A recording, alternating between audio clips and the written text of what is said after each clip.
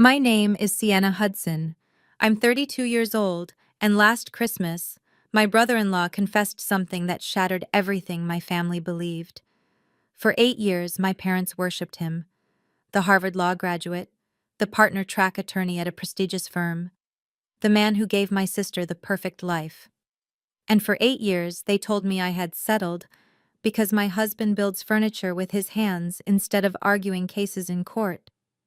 What Derek whispered to me in my parents' backyard, wine breath hot against my ear, changed everything. And what happened at that dinner table 3 hours later? My mother is still not speaking to me, but I'd do it all again. Before I tell you exactly what he said and why my sister is finally free, please take a moment to like and subscribe, but only if you genuinely connect with this story. Drop where you're watching from and your local time. I want to know who's spending their evening with me. Let me take you back to where it all started. The Thanksgiving when I first brought Marcus home. 5 years ago, Thanksgiving. I remember the weight of Marcus's hand in mine as we walked up my parents' driveway. He carried a rocking chair, hand-carved walnut, 3 months of work in every curve and joint. My mother opened the door. Her smile flickered when she saw him. "You must be Marcus." She looked at the chair. "Oh, that's rustic. Derek got Linda a Cartier bracelet last month." I felt Marcus's fingers tighten around mine, just briefly. Then he relaxed. "It's nice to meet you, Mrs. Hudson." My father appeared behind her. He shook Marcus's hand the way you'd shake hands with a salesman you didn't trust. "So, carpentry," Dad said. "Is that sustainable? Do you have a 401k?" Before Marcus could answer, a black Tesla pulled into the driveway. My sister Vivian stepped out, blonde hair perfect, designer coat draped over her shoulders. Derek followed, tall, polished, every inch the successful attorney. My mother transformed. "There they are!" She rushed past us to embrace Vivian. "Derek, you look wonderful. How's the firm?" "Partner track," Derek said, flashing white teeth. "Should know by spring." Dad clapped him on the back. "That's my boy." I watched Marcus set the rocking chair in the corner of the living room. No one mentioned it again that night. But here's the thing. 5 years later, that chair sits in my mother's reading nook. She uses it every single day. She's never once admitted it's the most beautiful piece of furniture in her house. That Thanksgiving was the first time I saw the pattern. I just didn't know how deep it went, or how much it would cost us all to finally break it. 2 weeks before last Christmas, I was in our kitchen, phone pressed to my ear, watching Marcus sand a tabletop in his workshop through the window. "Did you hear?" My mother's voice crackled with excitement. "Vivian and Derek just bought a house in Brookline. 4 bedrooms, a pool." "That's nice, Mom." "It's more than nice. It's what success looks like." She paused, the pause that always preceded the knife. "I just wish you had aimed higher, honey. Marcus is nice. But you settled. You know you did." I didn't answer. What could I say that I hadn't said 100 times before? "A carpenter, Sienna. My daughter married a carpenter." Through the window, Marcus looked up. He'd heard. The phone was too loud, or maybe my mother's disappointment just carried that well. He didn't react, just returned to his work, the sandpaper moving in slow, deliberate strokes. After I hung up, he came inside, sawdust in his hair, calluses on his palms, the hands my mother thought weren't good enough. "You okay?" he asked. I nodded. We both knew it was a lie. That night, lying in bed, I stared at the ceiling. Marcus breathed steadily beside me, already asleep or pretending to be. What my mother didn't know, what none of them knew, was that Marcus had just been commissioned for a project that would make Derek's salary look like pocket change. But that's not even the part that matters. What matters is this. I was starting to wonder if my silence was protecting my family or just slowly killing my marriage. Something had to change. I just didn't know it would happen so soon, or hurt so much when it did. That same night, I couldn't sleep. I lay there cataloging the evidence. 5 years of holiday dinners where Marcus excused himself earlier each time. 5 years of him never suggesting we visit my parents. 5 years of silence in the car ride home, his jaw tight, his eyes on the road. I'd told myself it was fine, that he understood, that our love was strong enough to absorb my family's disappointment. But love doesn't work that way. Contempt is corrosive, it seeps through cracks you didn't know existed. 6 months before that sleepless night, Marcus had asked me something. We were folding laundry, mundane, ordinary, when he said it. "Do you ever defend us to them?" I'd frozen, a pillowcase in my hands. "I mean, I hear what they say." His voice was quiet, not angry, worse, sad. "And I never hear you push back." I'd mumbled something about keeping the peace, about not making things worse. He'd nodded slowly. "Okay. Just okay." That one word carried more weight than any argument could have. I found out later that he'd written a letter to my parents. 3 pages, handwritten, explaining his work, his values, his love for me. He'd spent 2 weeks on it. He never sent it. When I asked him why, he shrugged. "What's the point? They've already decided who I am." Lying in bed that December night, I understood something I'd been avoiding for years. My silence wasn't neutral.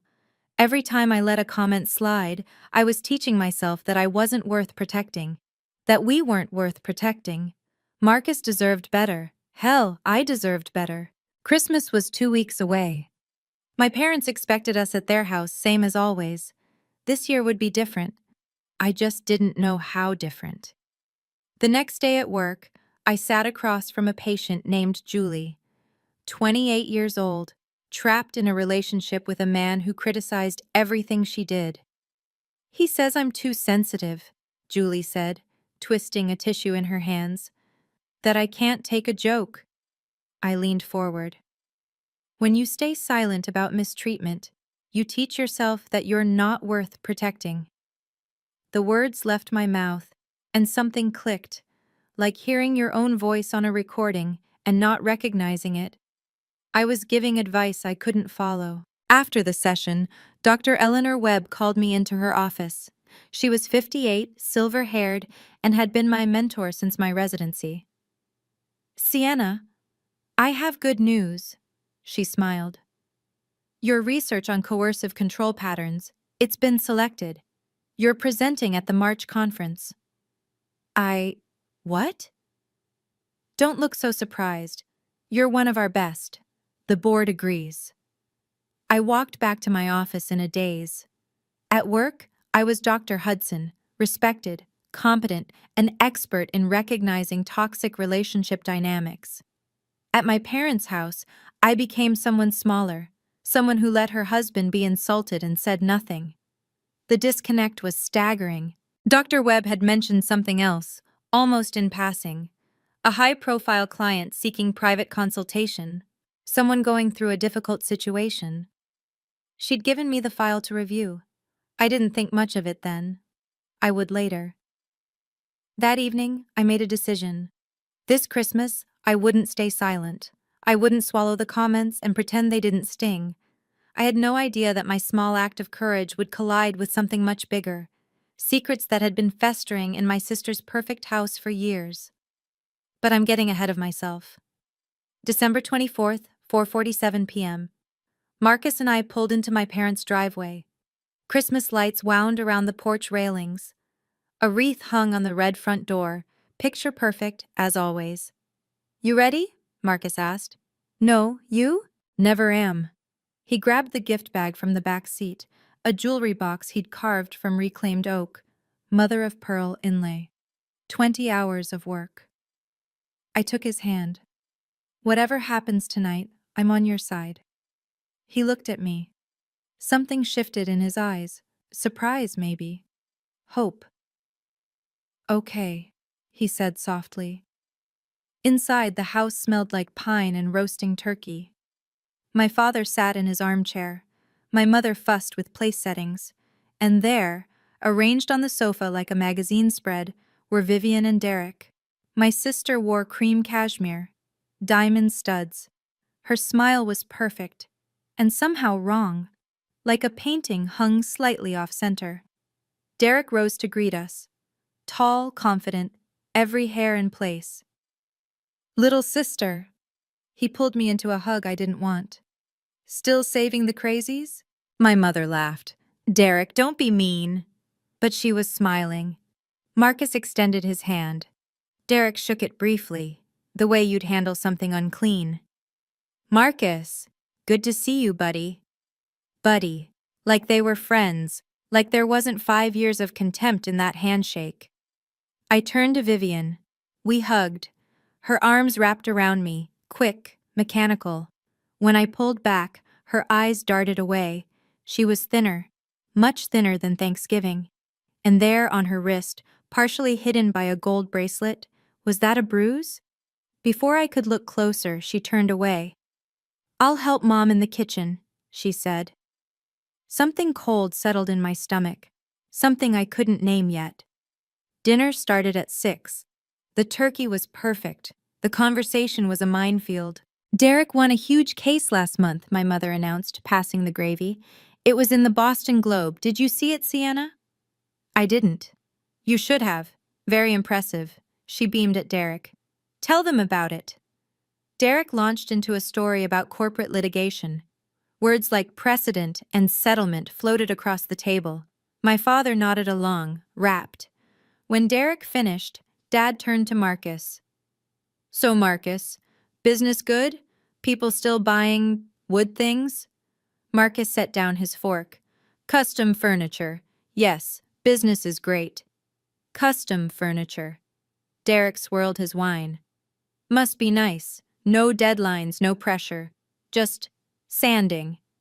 There's pressure, Marcus said evenly. Different kind. Sure. Derek's smile didn't reach his eyes. I watched Vivian across the table. She'd cut her food into tiny pieces but hadn't eaten a bite. Her fork pushed the same sliver of turkey around her plate. Vivian, honey, you're so thin. My mother frowned. Derek, you need to feed your wife better.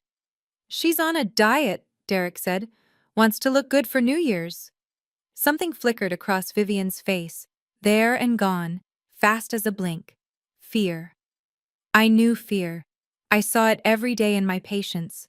That micro-expression, the widened eyes, the tightened jaw, was unmistakable. My sister was afraid of her husband.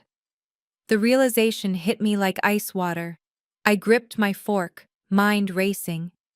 Right, Viv? Derek was watching her now. Vivian nodded quickly. Right, the diet. She didn't look up from her plate. I saw it. That flash of fear. And suddenly, 8 years of observation started clicking into place, like pieces of a puzzle I hadn't known I was solving. After dinner, we moved to the living room. The Christmas tree glowed in the corner. Stockings hung over the fireplace. Norman Rockwell couldn't have painted it better. My mother opened Marcus's gift first. She lifted the jewelry box from the tissue paper, turned it over in her hands. Oh, she said. It's homemade. Cute. 20 hours of hand-carved oak, and she called it cute. The old Sienna would have smiled and changed the subject. The old Sienna would have let it slide. It took him 40 hours, Mom. My voice came out steady, clear. That's $3,000 worth of labor, if he charged market rate. The room went silent. My father shifted in his armchair. Sienna, don't be dramatic. Wow, Derek chuckled. Someone's sensitive tonight. I looked at him, held his gaze. I'm not sensitive. I'm accurate. Marcus's hand found the small of my back. Not pulling me away, not stopping me, just there, present. My mother's mouth opened and closed. She wasn't used to this version of me. Vivian suddenly stood up. Her face was pale. I need some air, she said, and walked toward the back door. As she passed the coffee table, her phone slipped from her cardigan pocket. It clattered onto the floor. Derek moved fast. Too fast. He scooped up the phone and slipped it into his own pocket in one smooth motion. Like a reflex, like he'd done it 1,000 times. Vivian didn't protest. She didn't even look back. She just walked outside into the cold December night, shoulders hunched like she was carrying something heavy. I watched Derek pat his pocket where her phone now rested, and I thought, what kind of husband confiscates his wife's phone? The kind I was beginning to recognize. Okay, I need to pause here for a second. If you've ever sat at a family dinner feeling invisible while someone else got all the praise, I see you. I really do. Comment below and tell me. Have you ever had a moment where you finally spoke up? What happened? And hey, if you're still with me, that subscribe button is right there. Hit it. I promise this story is about to get wild. Now, where was I? Right. My sister had just walked out into the cold, and I was starting to see things I'd missed for years. I found Vivian in the backyard, standing near the old oak tree. Christmas lights from the neighbor's house cast colored shadows across the snow. Her shoulders were shaking. Viv? She spun around, wiping her face quickly. I'm fine, just cold. I stepped closer. The bruise on her wrist was more visible now. Purple-green, days old. Before I could say anything, my phone buzzed in my pocket. A text from an unknown number. I can't do this anymore. I need to tell someone. Can we talk? D. I stared at the screen. D? I didn't know anyone who'd text me like this. Probably spam. I was about to delete it when Vivian touched my arm. We should go back inside. Her voice was flat, rehearsed. Derek will wonder where I am. Will wonder. Not might. Will. Like she knew exactly how he'd react. Like she'd learned to predict his moods the way you predict weather. Vivian, are you okay? Really? She looked at me then. For one moment her mask slipped. I saw exhaustion, fear, a desperate silent plea. Then it was gone. I'm fine, she said again. Come on. We walked back toward the house. Through the window I could see Derek watching us. His expression was odd, calculating almost. When he caught me looking, he smiled. But his eyes didn't change. That text sat in my phone like a splinter. Unknown number. Someone wanting to confess something. The initial D. It wasn't until later that I realized Derek's number wasn't in my contacts. We'd never exchanged phones, and that message, I need to tell someone, hadn't been meant for me at all. He'd sent it to the wrong number. I just didn't know whose number he'd meant to reach. Inside, new guests had arrived. Rachel Nguyen stood in the foyer, unwinding a scarf from her neck. She'd been Vivian's best friend since college. Though now that I thought about it, I hadn't seen them together in years. Rachel hugged Vivian for a long time, too long. When they separated, she whispered something in my sister's ear. Vivian nodded once, quickly, then pulled away. I watched Rachel watching Vivian walk back to Derek's side. Something like pain flickered across Rachel's face. She noticed me looking. Our eyes met. Sienna, can I talk to you for a second? We stepped into the hallway, away from the others. Rachel glanced toward the living room, then back at me. How is she? Her voice was low, urgent. Really? I don't know. She won't talk to me. Rachel's jaw tightened. She seemed to be wrestling with something. She called me, she finally said. 6 months ago, middle of the night. Rachel stopped, swallowed. She wanted to leave, but then she called back the next morning and said it was nothing. Leave what? Rachel didn't answer. Her eyes drifted toward Derek, who was laughing at something my father said. I work at the courthouse, she said quietly. I shouldn't be telling you this. Telling me what? She hesitated. Then, a report was filed, then withdrawn, the next day. The blood drained from my face. What kind of report? Rachel shook her head. I can't say more. I could lose my job. She gripped my arm. But if you see something tonight, anything, please don't ignore it. She won't save herself. Then she walked away, leaving me alone in the hallway with a terrible suspicion crystallizing into certainty. My sister had tried to get help, and no one knew, not even me. By 10 o'clock, the wine bottles were mostly empty. Derek had switched to whiskey. His cheeks were flushed, his voice louder. The polished mask was slipping. "You know what Marcus should do?" Derek leaned back on the sofa, glass dangling from his fingers. "Start a YouTube channel. How to make stuff nobody needs." My father laughed. Actually laughed. My mother smiled apologetically. "Derek, stop." But there was no force behind it. Derek wasn't stopping.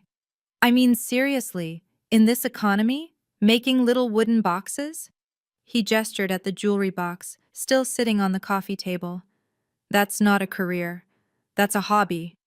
Marcus said nothing. His face was carefully blank. "Derek." I kept my voice level. "Marcus runs a successful business." "Oh, honey," my mother sighed. "We've seen your apartment. If that's success..." "Let's be real here." Derek drained his whiskey. "My watch cost more than his truck." He held up his wrist. A Rolex glinted in the lamplight. The room fell silent.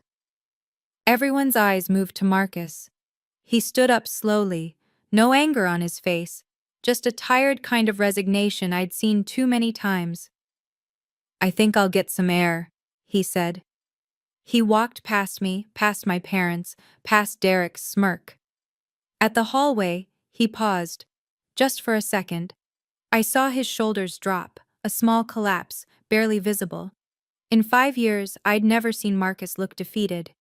Until now.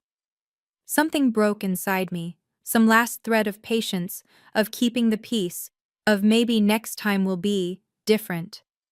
I looked at Derek, at my father, still chuckling, at my mother, who wouldn't meet my eyes, and I thought, no more, not tonight, not ever again. I didn't know I was about to tear my family apart. I only knew I was done watching them tear down my husband. "Enough!" I stood up. My voice cut through the room like glass breaking. My father frowned. "Sienna, sit down. You're making a scene." "I'm making a scene?" I heard myself say. "You just humiliated my husband in front of everyone, and you're laughing about it." "Oh, for God's sake." My mother pressed her fingers to her temples. "We're just worried about you. Derek and Vivian have a beautiful life. We want that for you too." Derek set down his glass. His eyes had a strange gleam, the look of a man who'd won every argument he'd ever started. "Let's be honest here." He spread his hands wide. "Your husband is a glorified handyman. There, I said what everyone's been thinking." "Derek," Vivian whispered, "maybe we should..." "Stay out of it." He didn't even look at her. Vivian flinched, a full-body flinch, like she'd been struck.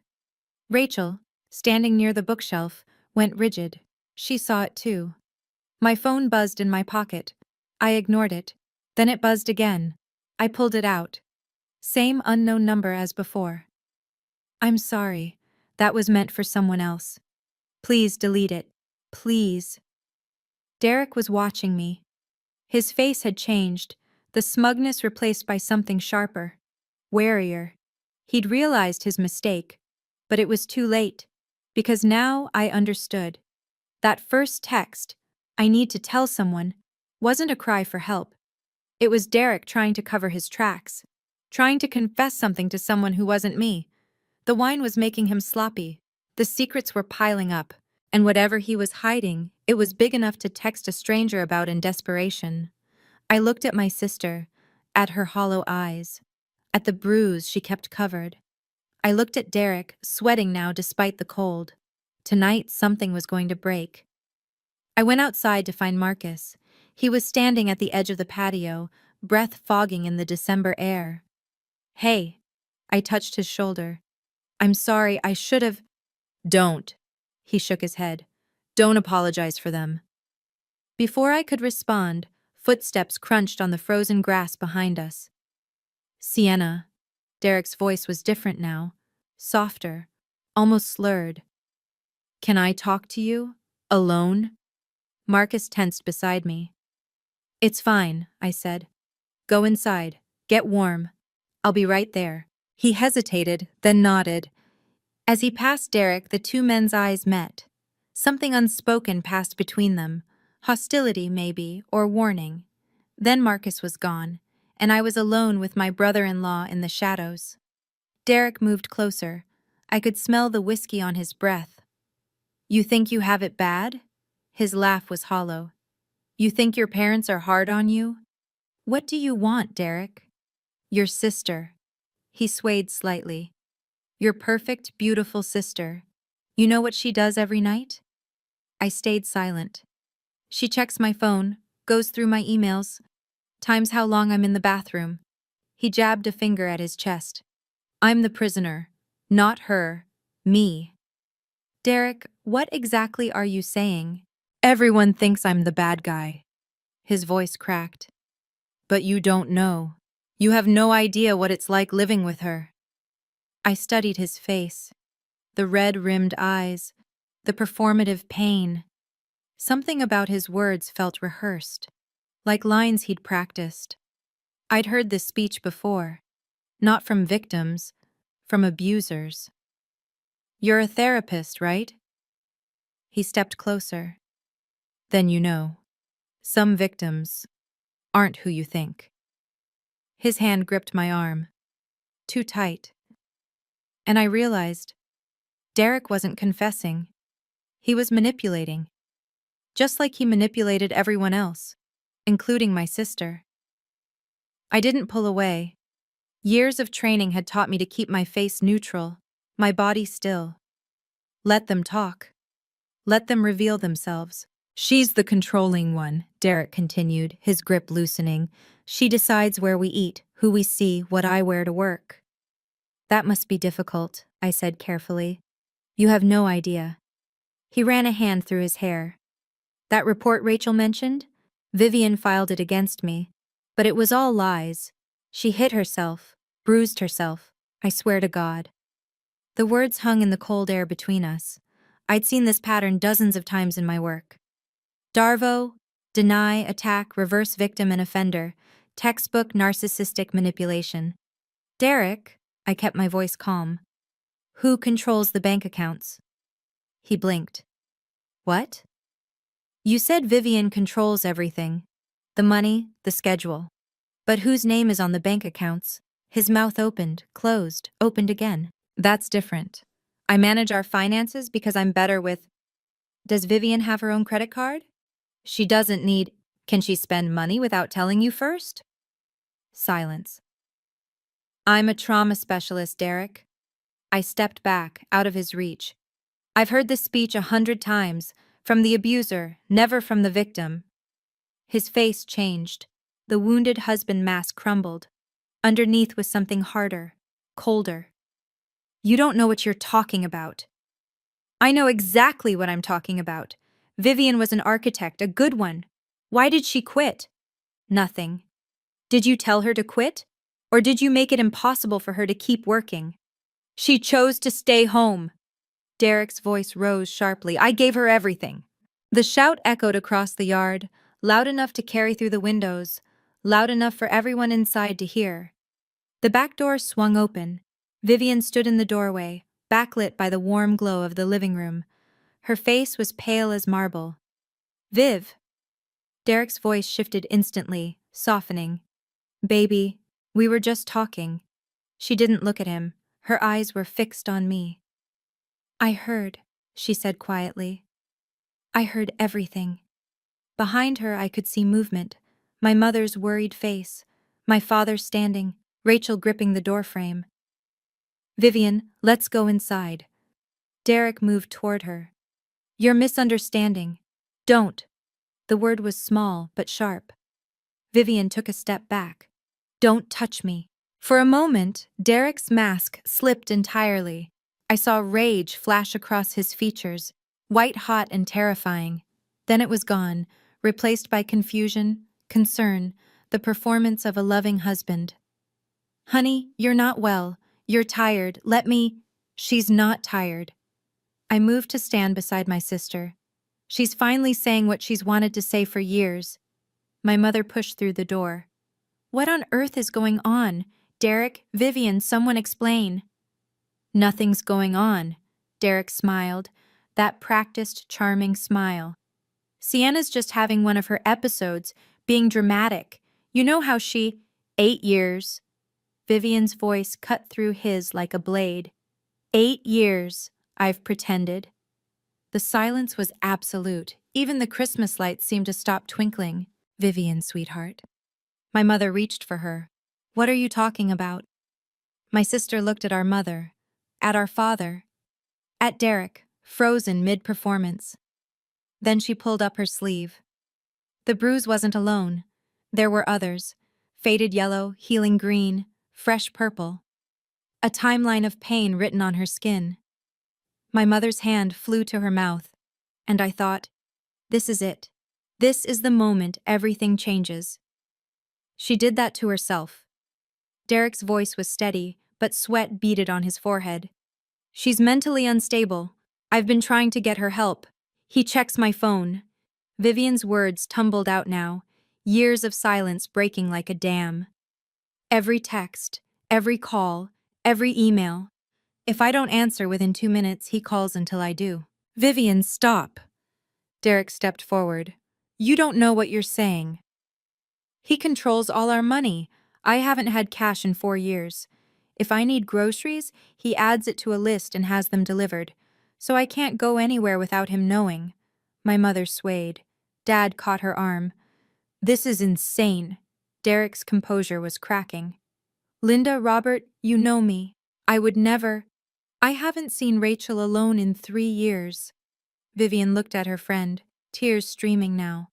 Because he said she was a bad influence. Because she asked too many questions. Rachel stepped forward, her voice shaking. She called me 6 months ago, 2 in the morning, crying, saying she couldn't leave because he'd take everything, the house, her credit, her reputation. That's hearsay.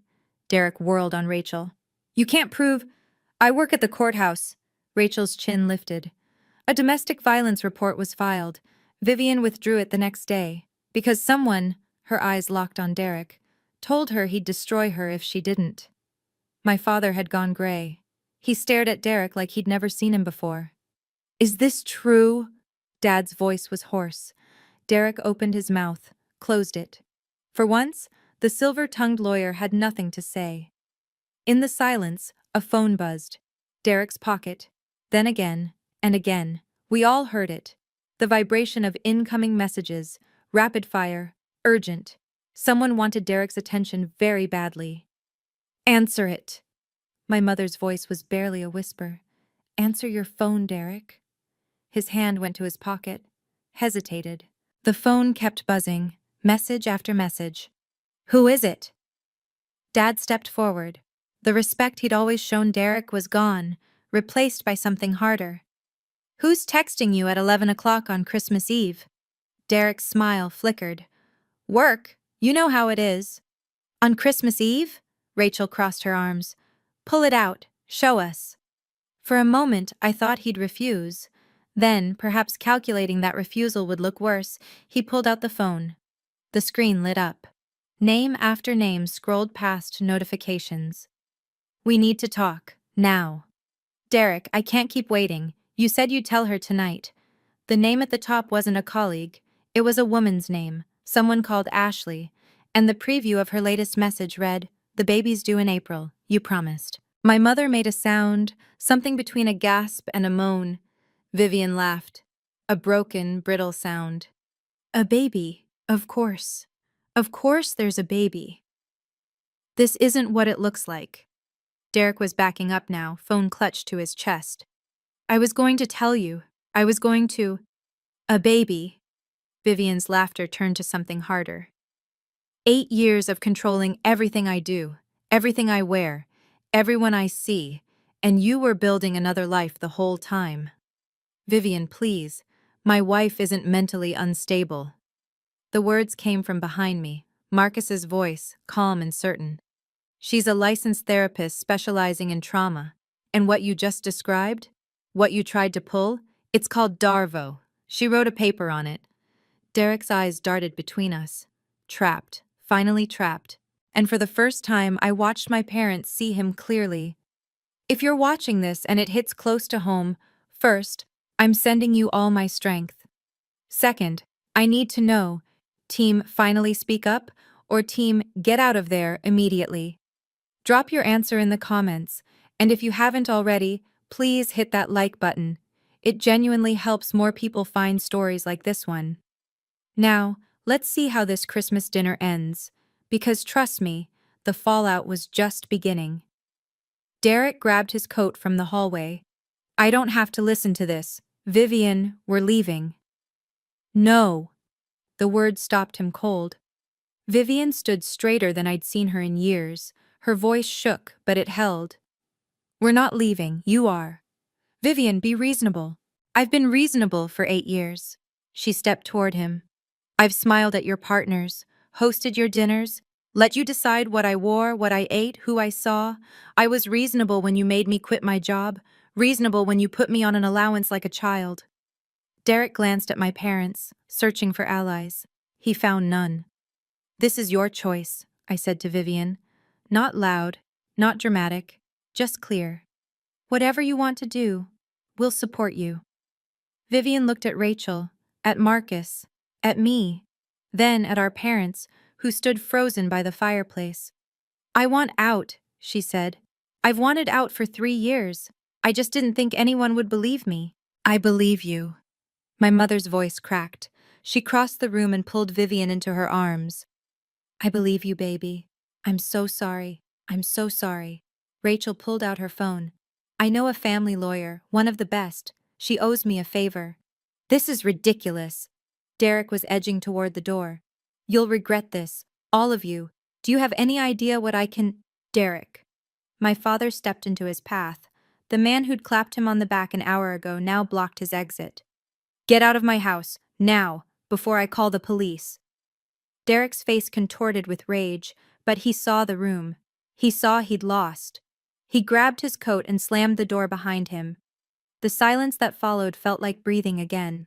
After Derek left, no one moved for a long moment. Then Vivian collapsed onto the sofa, shaking with sobs. Rachel sat beside her, rubbing her back, murmuring things I couldn't hear. I turned to my parents. My mother looked like she'd aged 10 years.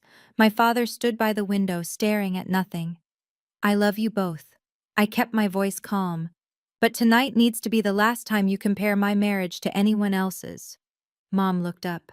Sienna, we didn't know. You didn't know about Derek. I cut her off gently. But you knew exactly what you were saying about Marcus. For 5 years you knew. Silence. We just wanted— My father's voice trailed off. We wanted you to have security. I have security. I glanced at Marcus, who stood quietly by the door. I have a man who builds things with his hands and has never once made me feel small. That's more than Derek ever gave Vivian. My mother covered her face. Her shoulders trembled. Every comparison, every joke at his expense, every time you called him the carpenter like it was an insult. I felt something release in my chest, years of swallowed words finally finding air. That ends tonight, or we stop coming. My father nodded slowly. For once, he didn't argue. Marcus walked over. His hand found mine. Vivian, he said softly. You're welcome to stay with us tonight, as long as you need. She looked up at him, this man my family had mocked for half a decade, the man offering her shelter when everything had shattered. Thank you, she whispered. As we gathered our coats, my mother caught my arm. Her eyes were red, her face raw. I'm sorry, she said. I'm so sorry. It was the first time in 32 years I'd heard her say those words. Our apartment was small. 2 bedrooms, a galley kitchen, furniture Marcus had built himself. Vivian stood in the doorway, looking around like she'd landed on another planet. Mom called this small, she said quietly. She doesn't know what she's talking about. I guided her to the sofa. Marcus brought blankets, then disappeared into the kitchen. The sound of the kettle filled the silence. Vivian pulled her knees to her chest. She looked young, fragile, nothing like the polished woman who'd sat in our parents' living room hours ago. 8 years, she said. I wasted 8 years. I sat beside her. You survived 8 years. That's different. I forgot what it felt like. She looked around at our living room, at the hand-carved bookshelves, the warm light. To feel safe in a room. Marcus returned with 3 cups of tea. He handed one to Vivian without fanfare, then settled into the armchair across from us. The guest room is ready, he said. Fresh sheets, extra blankets, stay as long as you need. Vivian stared at him. At this man our family had dismissed. The carpenter, the handyman, the one who wasn't good enough. Why are you being so kind to me? Her voice cracked. After everything my husband said about you. You're not your husband, Marcus shrugged. And you're Sienna's sister. That's enough. Vivian started crying again, not the desperate sobs from before, something quieter, cleaner. I'm so tired, she whispered. I don't remember not being tired. I pulled her close. She felt like bones and tension. But she was here. She was free. Sleep, I told her. Tomorrow we figure out the rest. Tonight, you just sleep. For the first time in 8 years, my sister fell asleep without checking if the doors were locked from the inside. 1 week after Christmas, I sat at my desk at Massachusetts General, staring at an email from Dr. Webb. Confirmation. My presentation at the March conference was locked in. Topic: Recognizing coercive control in family systems. I closed the laptop and picked up my phone. 3 unread messages. The first was from Rachel. Vivian met with the lawyer today. Things are moving forward. The second was from Vivian herself. Signed the papers. It's really happening. The third was from my mother. Can we talk? Not to argue, just talk. I agreed to meet her. Not at the house. At a coffee shop downtown. Neutral ground. New rules. She was already there when I arrived, small in a corner booth, hands wrapped around a cup she wasn't drinking. Thank you for coming, she said.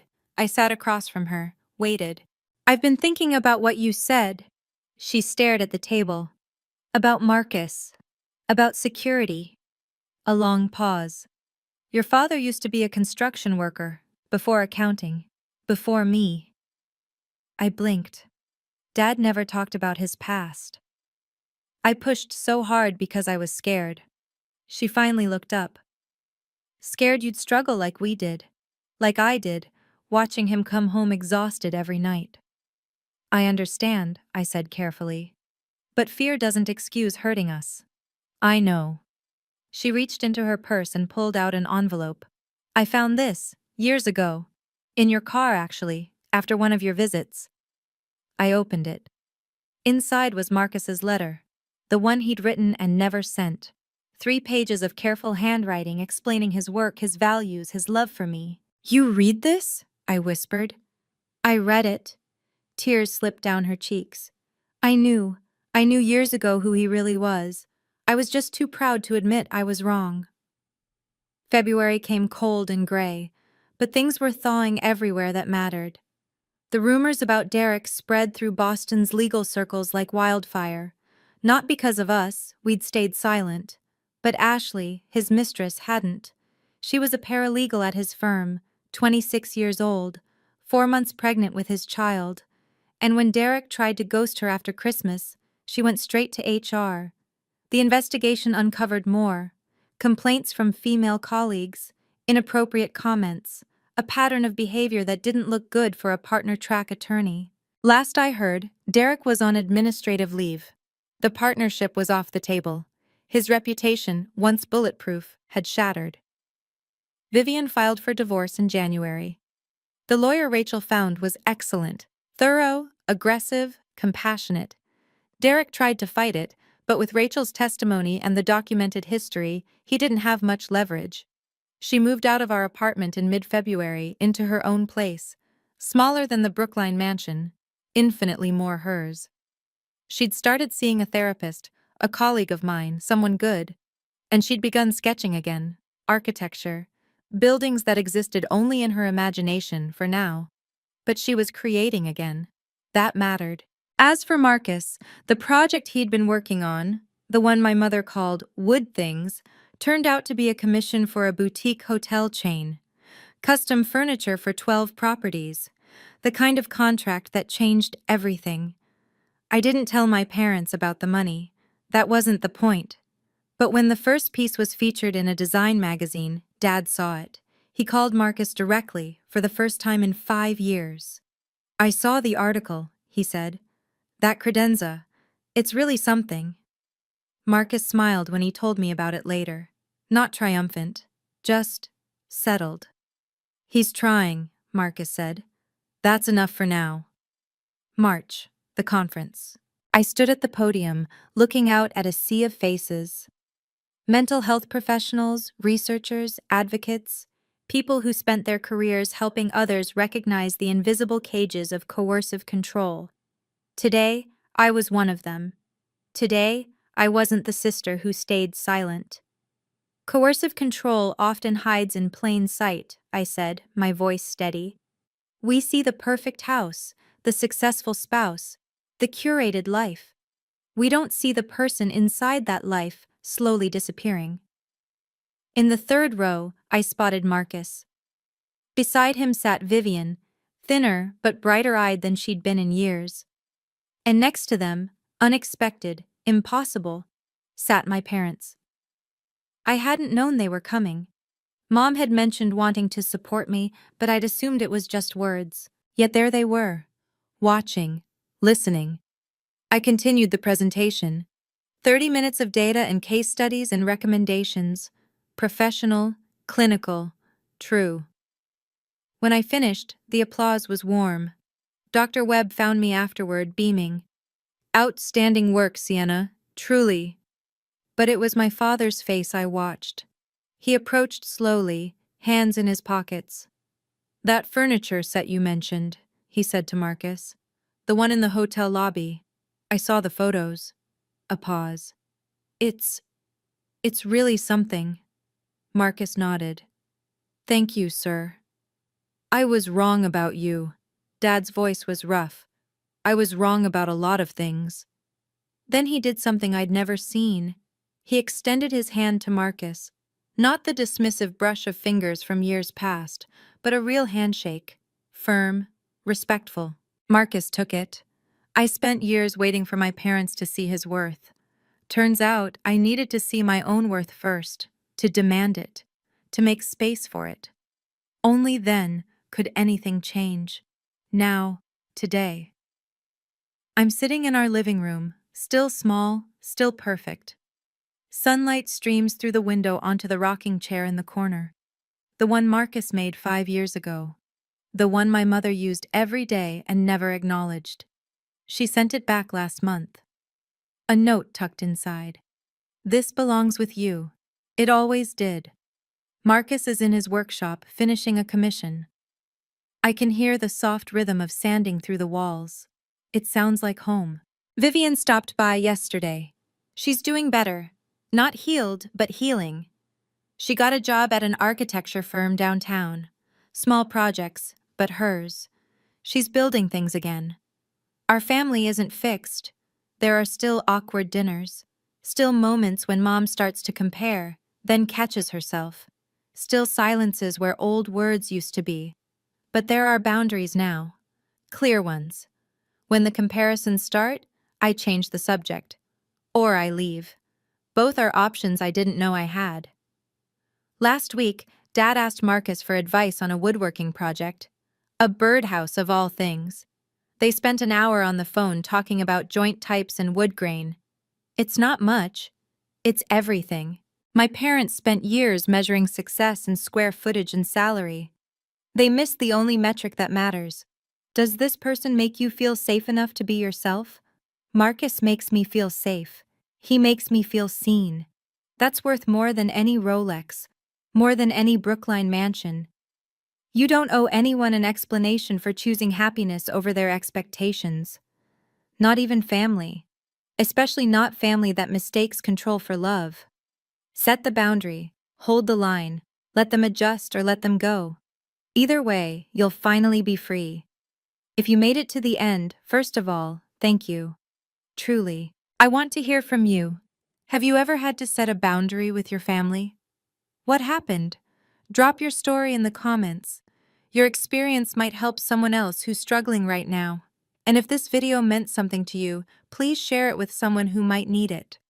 There's another story in the description you might want to check out. Stay safe out there. See you in the next one.